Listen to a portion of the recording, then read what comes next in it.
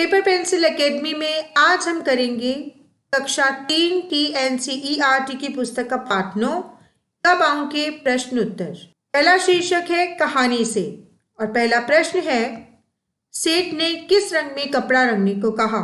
तो इसका उत्तर होगा सेठ ने अवंती से किसी भी रंग में कपड़ा रंगने को नहीं कहा क्योंकि वह तो सिर्फ उसे परेशान करना चाहता था। बच्चों, आपको याद होगा कि पाठ में सेठ ने अवंती से कहा था कि उसे लाल, पीला, हरा, नीला, गुलाबी, संतरी, बैंगनी रंग तो बिल्कुल भी पसंद नहीं है। इसका मतलब है कि सेठ अवंती को केवल परेशान करने के लिए ही उसकी दुकान में आया था। तो इस उत्तर को आपने इस तरह से लिख देना है। प्रश्न 2 है अवंती ने कपड़ा अलमारी में बंद कर दिया, क्यों? क्योंकि अवंती भी सेठ के मन की बात पहचान गया था। वह पहचान गया था कि सेठ केवल उसे परेशान करने के लिए ही उसकी दुकान में आया है। इसीलिए इस प्रश्न का उत्तर आप लिखेंगे अवंती सेठ का इरादा जान गया था, इसलिए उसने कपड़ा अलमारी में बंद कर दिया। प्रश्न 3 है सेठ कपड़ा लेने किस दिन आया होगा? क्योंकि अवंती भी बहुत ही समझदार था, उसने सेठ को कहा कि वह कपड़ा लेने सोमवार, मंगलवार, बुधवार, वीरवार, शुक्रवार, शनिवार या रविवार किसी भी दिन ना आए। तो ऐसे में सेठ कपड़ा लेने किसी भी दिन नहीं आया होगा। अगला प्रश्न है और उससे संबंधित शीर्षक है कौन छुपा है कहाँ। प्रश्न है नीचे के वाक्यों में कुछ हरी हरी सब्जियों के नाम छुपे हैं, ढूंढो तो जरा। तो चलिए आप भी मेरे साथ ढूंढिए। पहला वाक्य है अब भागो भी बारिश होने वाली है। भाई, मैंने तो इस प्रश्न का उत्तर ढूंढ लिया। यहाँ पर जिस सब्जी को छुपाया गया है वह सब्जी है गोभी। उम्मीद है आपने भी इस सब्जी को पहचान लिया होगा, गोभी। चलिए अगला वाक्य देखते हैं। अगला वाक्य है मामू लीला मौसी कहाँ है। तो इसके अंदर भी आने वाली सब्जी को मैं तो पहचान चुकी हूँ। इसके अंदर आएगी मूली, तो यहाँ पर छुपा है मूली का नाम।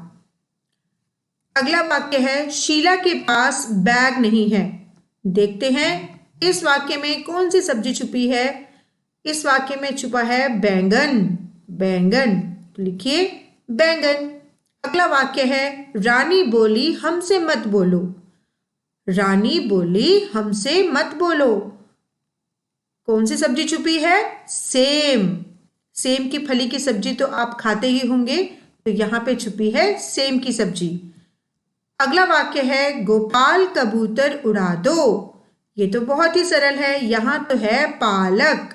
पालक, पालक।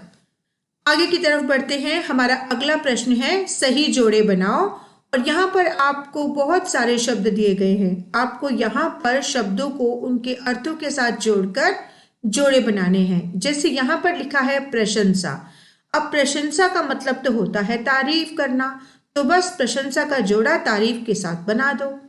यहाँ पर है ऊंची, और ऊंची का मतलब होता है बुलंद, या आप कह सकते हो बुलंद का मतलब होता है ऊंची। तो ऊंची और बुलंद दोनों ही एक दूसरे के साथ अपना जोड़ा बनाएंगे। अब है जरूर। जरूर का मतलब होता है अवश्य। अवश्य और जरूर एक ही अर्थ है दोनों का। ईर्ष्या। ईर्ष्या का मतलब जलन, क्योंकि सेठ को अवंती से ईर्ष्या होने लगी थी। इसका मतलब है सेठ अवंती से जलने लगा था। अगला शब्द है कतई। कतई का मतलब बिल्कुल। सेठ ने कहा था ना कि मुझे लाल, पीला, नीला, हरा, बैंगनी रंग कतई पसंद नहीं है।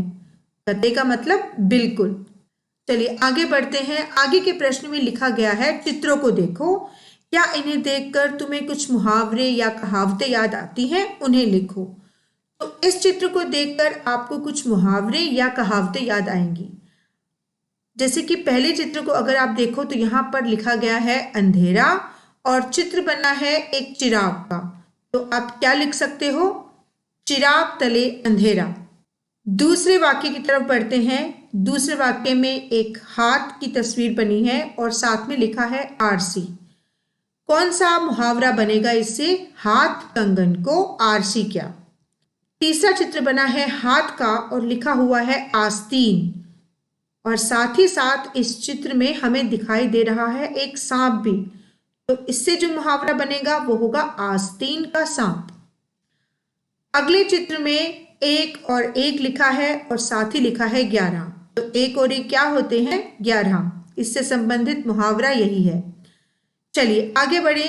आगे है समझ समझदारी और इस शीर्षक के अंतर्गत आने वाला पहला प्रश्न है, रंगाई शब्द रंग से बना है, इसी तरह और शब्द बनाओ। ये तो बहुत ही सरल है। साफ, साफ से बनेगा सफाई। उसी तरह से है चढ़, चढ़ से बनेगा चढ़ाई। और बुन, बुन से बनेगा बुनाई। कितना आसान है यह। चलिए आगे बढ़ते हैं। आगे है क्या समझे। इस शीर्षक के अंतर्गत आने वाला प्रश्न है, जिन शब्दों के नीचे रेखा खींची है उनका मतलब बताओ। तो चलिए देखते हैं। मुझे बैंगनी रंग कतई अच्छा नहीं लगता और रेखा खींची है कतई के आगे। तो हम तो पहले ही जानते हैं कि कतई का अर्थ होता है बिल्कुल। मुझे बैंगनी रंग बिल्कुल अच्छा नहीं लगता। दूसरा वाक्य है, अवंती ने सेठ का मंसूबा भांप लिया और रेखा खींची है मंसूबा के नीचे और मंसूबा का अर्थ होता है इरादा। अवंती ने सेठ का इरादा भांप लिया। अगले वाक्य में लिखा है, मैं तुम्हारा हुनर देखना चाहता हूं और यहां पर हुनर के नीचे रेखा खींची है। हुनर का मतलब होता है मैं तुम्हारा गुण या मैं तुम्हारी खूबी को देखना चाहता हूं। अगला वाक्य है, अगले वाक्य में बताया गया है, सेठ बुलंद आवाज में बोले और रेखा खींची गई है आवाज के नीचे। आवाज का मतलब होता है स्वर। सेठ बुलंद स्वर में बोले। अगला वाक्य है, उसमें लिखा है सेठ को ईर्ष्या होने लगी और रेखा खींची गई है ईर्ष्या के आगे। क्या होगा? सेठ को जलन होने लगी। किससे? अवंती से। अगले वाक्य में लिखा है, रंग के बारे में मेरी कोई खास पसंद नहीं है और रेखा खींची है खास के आगे। खास का मतलब होता है विशेष। रंग के बारे में मेरी कोई विशेष पसंद नहीं है। आगे के प्रश्नों की तरफ बढ़ते हैं। हमारा अगला शीर्षक है क्या है फालतू। और यहाँ प्रश्न दिया है, कभी कभी हम अपनी बात कहते हुए ऐसे शब्द भी बोल देते हैं जिनकी कोई जरूरत नहीं होती। इसी तरह इन वाक्यों में कुछ शब्द फालतू हैं, उन्हें ढूंढकर अलग करो। तो चलिए देखते हैं कि हमारे सामने कौन से वाक्य आते हैं और उन वाक्यों में कौन से शब्द बिल्कुल ही फालतू या निरर्थक है। पहला शब्द है, बाजार से हरा धनिया पत्ती भी ले आना। हरा धनिया जब यहाँ बोल दिया गया है तो पत्ती शब्द लगाने की आवश्यकता नहीं थी, तो इसीलिए यहाँ पर फालतू शब्द है पत्ती। सिर्फ इतना बोलना ही पर्याप्त होगा, बाजार से हरा धनिया भी ले आना। अगला वाक्य है, एक पीला पका पपीता काट लो और यहाँ पर फालतू शब्द है पीला। एक पका पपीता काट लो, इतना बोलना भी पर्याप्त होगा।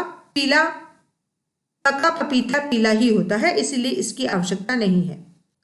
अगला वाक्य देखते हैं। अगला वाक्य लिखा है, अरे रस में इतनी सारी ठंडी बर्फ क्यों डाल दी। अब बच्चों, आपने कभी गर्म बर्फ देखी है क्या? बर्फ तो हमेशा ठंडी ही होती है, इसीलिए यहाँ पर ठंडी शब्द बिल्कुल ही व्यर्थ में लिखा गया है, अर्थात फालतू में लिखा गया है। इसकी यहाँ पर कोई आवश्यकता नहीं है। आगे बढ़ते हैं। अगला सेंटेंस है, जेबा बगीचे से 2 ताजे नींबू तोड़ लो। अब बगीचे से जब नींबू तोड़े जाएंगे तो वो ताजे ही होंगे, तो इसीलिए ताजे शब्द की यहाँ पर कोई भी आवश्यकता नहीं है। यह शब्द बिल्कुल ही व्यर्थ में यहाँ पर लिखा गया है। आगे बढ़ते हैं। अगला सेंटेंस है, बेकार की फालतू बात मत करो।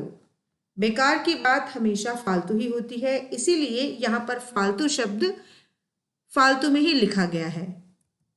बच्चों, उम्मीद है आज का यह वीडियो आपके लिए हेल्पफुल रहा होगा। बने रहिए पेपर पेंसिल एकेडमी के साथ। आज के इस वीडियो को अपना समय देने के लिए आपका बहुत बहुत धन्यवाद।